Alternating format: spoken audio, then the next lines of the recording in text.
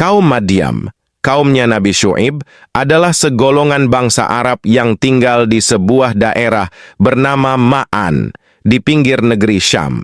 Mereka terdiri dari orang-orang kafir, tidak mengenal Tuhan yang Maha Esa. Mereka menyembah kepada Aikah, yaitu sebidang padang pasir yang ditumbuhi beberapa pohon dan tanam-tanaman. Cara hidup dan istiadat mereka sudah sangat jauh dari ajaran agama dan pengajaran nabi-nabi sebelum Nabi Syuaib. Kemungkaran, kemaksiatan, dan tipu-menipu dalam pergaulan merupakan perbuatan dan perilaku yang lumrah dan rutin. Kecurangan dan pengkhianatan dalam hubungan dagang, seperti pemalsuan barang, kecurian dalam takaran dan timbangan, menjadi ciri yang sudah sebati dengan diri mereka. Para pedagang dan petani kecil selalu menjadi korban permainan para pedagang-pedagang besar dan para pemilik modal. Sehingga dengan demikian, yang kaya makin bertambah kekayaannya, sedangkan yang lemah semakin merosot modalnya dan semakin melarat hidupnya. Sesuai dengan sunnah Allah sejak Adam diturunkan ke bumi, bahwa dari waktu ke waktu, bila manusia sudah lupakan kepadanya dan sudah jauh menyimpang dari ajaran-ajaran nabi-nabinya, dan bila iblis serta syaitan sudah menguasai sesuatu masyarakat dengan ajaran dan tuntutannya yang menyesatkan, maka Allah mengutuskan seorang Rasul dan Nabi untuk memberi penerangan serta tuntutan kepada mereka agar kembali ke jalan yang lurus dan benar, jalan iman dan tauhid yang bersih dari segala rupa syirik dan persembahan yang batil. Kepada kaum Madian diutuslah oleh Allah seorang Rasul, yaitu Nabi Syuaib, seorang daripada mereka sendiri, sedarah dan sedaging dengan mereka. Ia mengajak mereka meninggalkan persembahan kepada Aikah, sebuah benda mati yang tidak bermanfaat atau bermudarat, dan sebagai gantinya melakukan persembahan dan sujud kepada Allah, yang Maha Esa, pencipta langit dan bumi, termasuk sebidang tanah yang mereka puja sebagai Tuhan mereka.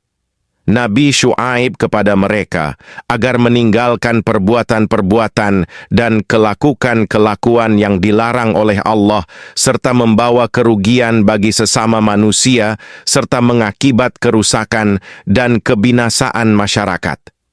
Mereka diajak agar berlaku adil dan jujur terhadap diri sendiri dan terutama terhadap orang lain, meninggalkan perkhianat dan kezaliman serta perbuatan curang dalam hubungan dagang, perampasan hak milik seseorang, dan penindasan terhadap orang-orang yang lemah dan miskin.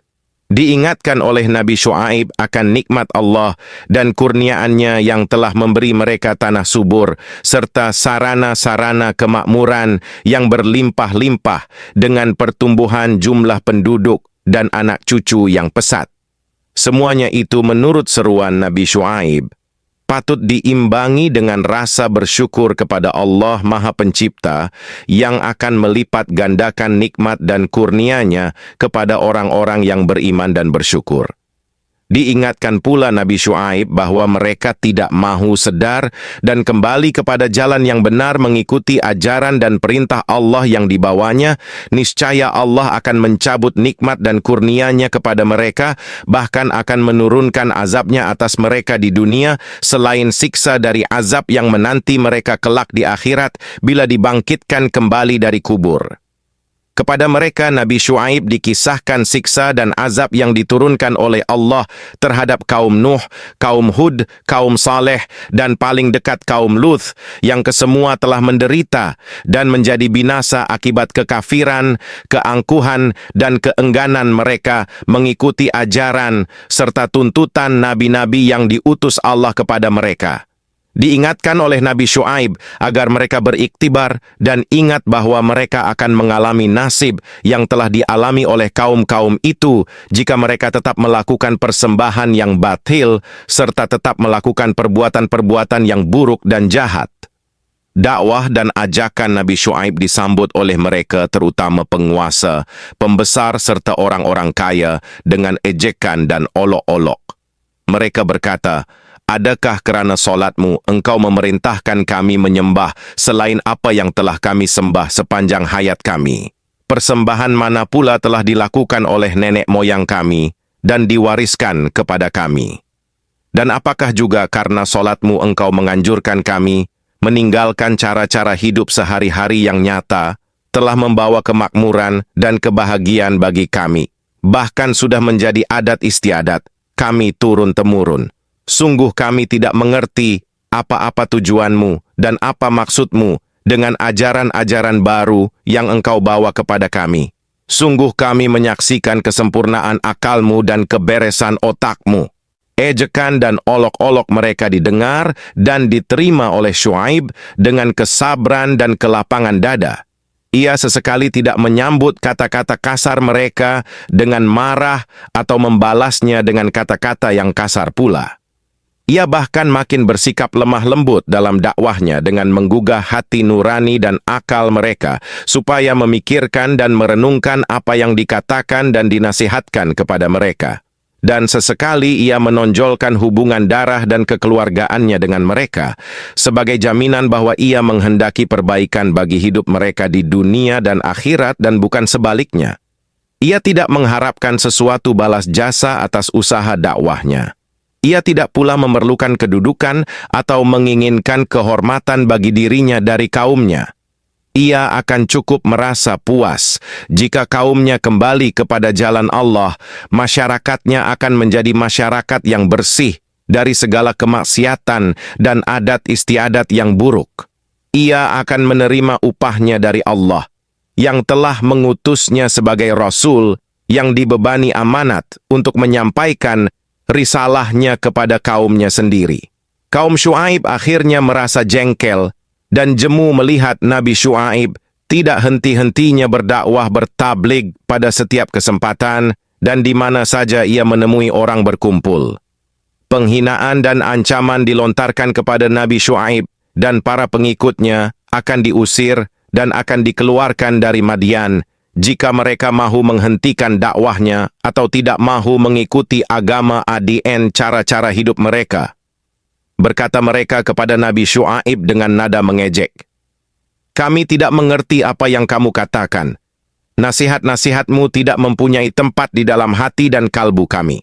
Engkau adalah seorang yang lemah fisikalnya, rendah kedudukan dalam pergaulan, maka tidak mungkin engkau dapat mempengaruhi atau memimpin kami yang berfisikal lebih kuat dan berkedudukan yang lebih tinggi daripadamu. Cuba tidak kerana kerabatmu yang kami segani dan hormati, niscaya engkau telah kami rajam dan sisihkan dari pergaulan kami." Nabi Syuaib menjawab, "Aku tidak akan hentikan dakwahku kepada risalah Allah yang telah diamanahkan kepadaku, dan janganlah kamu mengharapkan bahwa aku maupun para pengikutku akan kembali mengikuti agamamu dan adat istiadatmu setelah Allah memberi hidayahnya kepada kami. Perlindunganku adalah Allah yang Maha Berkuasa dan bukan sanad kerabatku. Dialah yang memberi tugas kepadaku, dan Dia pula akan melindungiku dari segala gangguan dan ancaman. Adakah sanak saudaraku yang engkau lebih segani daripada Allah yang Maha Berkuasa?" Sejak berdakwah dan bertabligh menyampaikan risalah Allah kepada kaum Madian, Nabi Syuaib berhasil menyadarkan hanya sebagian kecil dari kaumnya, sedang bahagian yang terbesar masih tertutup hatinya bagi cahaya iman dan tauhid yang diajar oleh beliau. Mereka tetap berkeras kepala mempertahankan tradisi, adat istiadat dan agama yang mereka warisi dari nenek moyang mereka. Itulah alasan mereka satu-satunya yang mereka kemukakan untuk menolak ajaran Nabi Syuaib, dan itulah benteng mereka, satu-satunya tempat mereka berlindung dari serangan Nabi Syuaib atas persembahan mereka yang batil dan adat pergaulan mereka yang mungkar dan sesat. Di samping itu, jika mereka sudah merasa tidak berdaya menghadapi keterangan-keterangan Nabi Syuaib yang didukung dengan dalil dan bukti yang nyata kebenaran, mereka lalu melemparkan tuduhan-tuduhan kosong seolah-olah Nabi adalah tukang sihir dan ahli sulap yang ulung. Mereka telah berani menentang Nabi Syuaib untuk membuktikan kebenaran risalahnya dengan mendatangkan bencana dari Allah yang ia sembah dan menganjurkan orang menyembahnya pula.